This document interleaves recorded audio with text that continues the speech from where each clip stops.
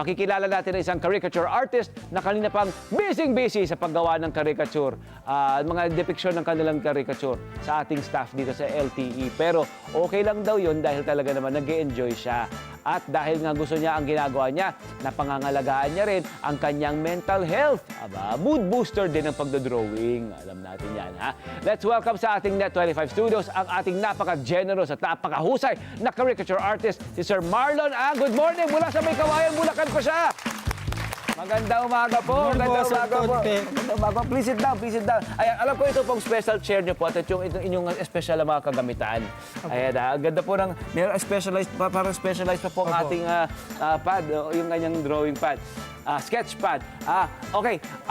Ito, okay, kayo magtaka kung bakit ganito ang gulo namin ni Sir Marlon. Kasi sabi niya, bibigyan daw niya ako ng isang caricature. May pa-challenge din tayo sa kanya. Habang nag-usap kami, nagkukwentuhan, ay gagawin daw niya ako ng caricature. Ayan na. Nag-umpisa agad.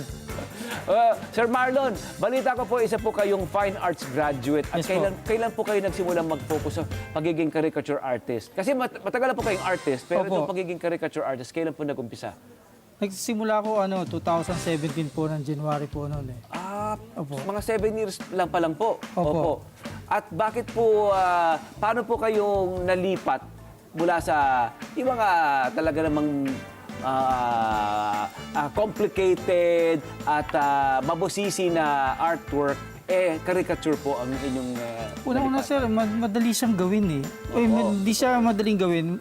Kumbaga hindi siya masyadong nakakapagod gawin eh. Dahil kalimitan kasi pag nasa events ka, nasa hotel, nasa ganun, hindi siya masyadong complicated gawin. So ito pong inyong ginagawa bukod sa nakakitaan niyo po ng kasiyahan, ito po yung pinagkakakitaan niyo rin po. Opo, pinagkakitaan rin po. At full-time na artist nga po itong si Ginoong Marlon. At paano niyo po kumbaga natumbok na, ito ay pwede kong gawing source of income?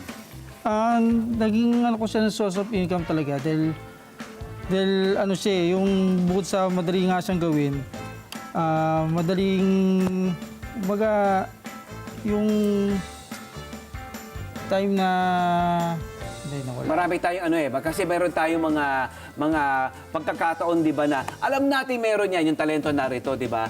Pero meron kang, kasi sa umpisa, ang mga painting niyo po, mga artwork niyo po, talaga naman po, ang goal naman yan ay ibenta po, hindi po ba? Maipakalat niyo po. Pero ito pong ginawa niyo pong pagiging, itong caricature na trabaho, di ba, paggawa ng caricature, I'm sure nakita niyo bukod sa napakadali, napakabilis, ang return din po, mabilis din po, hindi mabilis po ba? Din po kasi, kita. Kasi siya, madaling i-drawing siya, tsaka yung... Kung halimbawa marami kang kliyente rito, tapos nakapila, mabilis po agad. Meron agad sila nakukuha ang caricature. Wala ka sila souvenir gift po. Opo, ang galing. Opo. At ito pong, itong ginagawa niyo po, ano po bang mga tip na pwede niyo pong ibigay sa ating mga kababayan na gusto maging katulad niyo po? Siguro may bigay kong tip sa mga caricature artist natin, mga nagsisimula ng caricature artist. Opo. Dapat talagang determinado sila sa paggawa ng caricature, tsaka dapat, matyaga sila. Matyaga, kasi... May pag-aaral din pong ginagaganap, ano po? Meron din po, kaso self-study po kalimitang nangyayari sa aming mga caricature artists eh. Sarili lang yung pag-aaral. Since nagdo-drawing na rin po kami, pero mas talaga yung self-study eh. Opo. Self-study siya talaga eh. Opo. Ang halimbawa sa pagiging caricature artist, ano po bang kailangan nyo isaalang-alang? Ano po ba yung estilo na kailangan sinusunod nyo or inaaral nyo po? Kasi iba po siya, pero isa siyang legit na artwork o obra. Yung mga estilo kasi, sir, technique. Yung mga technique. Kalimitan, pinapanood din namin sa YouTube eh. Tapos pumupulot din kami ng mga estilo doon. Tapos pagsasama-samahin lang namin ganun, sir. Pero pag pinagsasama-sama nyo po, makikita nyo distinct, yung tipong unique po sa inyo Alam niyo po pa, ito, tatak to ni Ginoong Marlon. Di ba? Estilo to ni Ginoong Marlon. Ibang estilo nitong si Ginoong si Pek Pinyon, yung mga ganyan kunwari. Iba po, ano po? Iba po. Opo. Curious lang po ako, ano po ba yung mga naging interesting yung na kwento sa trabahong ito? Siguro may mga experiences din kami dito sa caricature. May pagkakataon na talagang tuwan-tuwa talaga sila pag nakita nila yung drawing. Opo. Natutuwa talaga sila pag, uy, kamukha ko. Pero kahit na caricature lang siya, kasi iba kasing caricature sa portraiture eh. Opo, Medyo iba. exaggerated kasi ang caricature eh. Heightened, opo. Natutuwa sila doon Opo. sa mukha nilang yun. Natutuwa Ganun. sila po, no? Iba Natutuwa po yung sila, tuwa. oo. Kasi yung parang natutuwa sila, naaminin natin natatawa rin sila. Oo, natatawa rin sila, Kasi oo. parang siyang, kumbaga, tama ka nga po, exaggerated na version. Opo. Pero in a good way. Oo, in a good way, oo. Ano po ba yung mga usual nire-request nila? Mga kliyente niyo po? Yung mga mga kliyente mo matatanda, ang gusto talaga nila, lalo na sa mga babae, siyempre, abay ka. Gusto nila, maganda Dapat sila maganda lagi, ganun O, sila. yung mga kalalakihan, gusto nila. Kengko yung mga dating, gano'n. Alam niyo po ba, mga kababayan, na ang isa pang interesting na kwento nitong si Ginoong Marlon, yung background niya, ay dati raw po siya nagpipinta ng movie billboards. Opo. Gusto natin yun. Opo. Talaga po. Saan po kayo nagpipinta? Sa Caloocan po ako nung araw. Opo. Year 1992 to 1996 yun eh. Yung trabaho niyo po, Yun ang opo. naging unang trabaho ko nung binata ako. Nung 18 years old po ako noon. Opo. Iba rin yun. Kasi po talagang kailangan makatotohanan magaya mo Opo. yung poster ng pelikula. Opo, yung malalaking poster po. Okay, sa mga nakikinig po sa Radyo Agila, ginuguhit na ginagawa po ni Ginoong Marlon yung caricature ko po. At excited na po ako makita. Ayun na, nakita ko, nasisilip ko na. Kuha niya po yung hugis ng aking ulo, ng aking buhok, pati yung tenga. Ayan ha. At maya-maya, i-reveal na po ni Ginoong Marlon ang aking caricature. Ayan, Ginoong Marlon, gaya ng nabanggit po natin kanina, kanina po kasi yung mga staff natin dito sa Love Tony Pet and Everything, ginawan po ni Sir Marlon. Saan ba sila? Pakita nga natin yung mga gawa ni Ginoong Marlon. Aba, may pagmamodel. Ayos ah. O sige.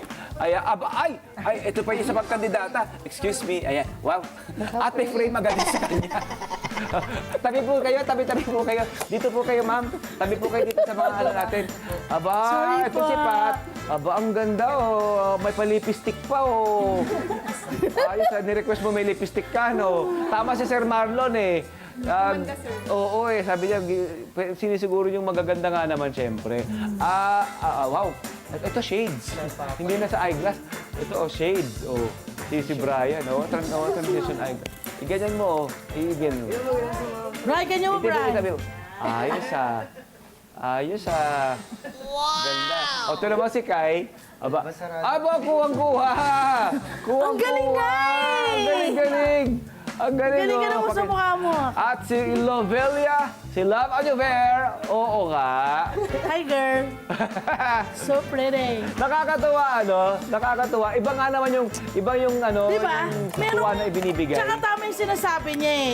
Na-exage talaga lahat. Oo. Tinan mo, nabubuhay. Tsaka parang pag tinitingnan mo kasi ang caricature, nag-usap kami kanina, parang nakakabigay ng kaligayahan. Mood booster din siya. Diba? Correct. Oo. Na nakaka-happy kapag nakita mo, ganda pala yung tsura ko pag caricature. Oo, di ba? Oo. Yan. Ako excited na ako makita yung caricature ko. Ginong Marlon. ang bilis Okay niya! na ba? In a matter of what, di ba? 5 minutes. Ang bilis ng niya! ating Ang interview. galing, Oo, nilalagyan po ng shade, yung shading yung kanyang salamin. Ang galing, friend! Oh, Sige, ayoko makita, ayoko ang pugi mo makita. dyan! Talaga? Oo, sana caricature ka na lang. Pugi, friend! Ang gaganda na ako sinabi ko sa caricature mo eh. Hoy, pero hindi tinan mo ang gwapo! Oh! Patingin Pati yung ngiti mo! Talaga, kamukha ko nga si Ginong Marlon, pareho kami sa lamin. Ngiting ano ka dyan? Ngiting Oo. nakita mo si Crush. Ayan, ang ngiti niya, ang ngiti ng tagumpay. Ang ganda! Wow! Tsaka nakikita mo yung mga detalye niya, kung paano siya magdetalye, yung buhok, yung ilong. Oh. Diba? Ang Tony saya, Pet. pati yung dimples, At maganda rin ang sulat kamay niya. Naman, art. At kuwang ko niya, pati yung mga biloy ko. Diba? Yung mga biloy. Wow! Hello po mga Kanet 25! Si Kuya Tony Pet po ito mula sa Love, Tony Pet and Everything. For more Love, Tony Pet and Everything updates, just click on our subscribe button and follow us on our Net25 social media pages at Net25 TV and at Net25 Entertainment Facebook. Magkita-kita po tayo!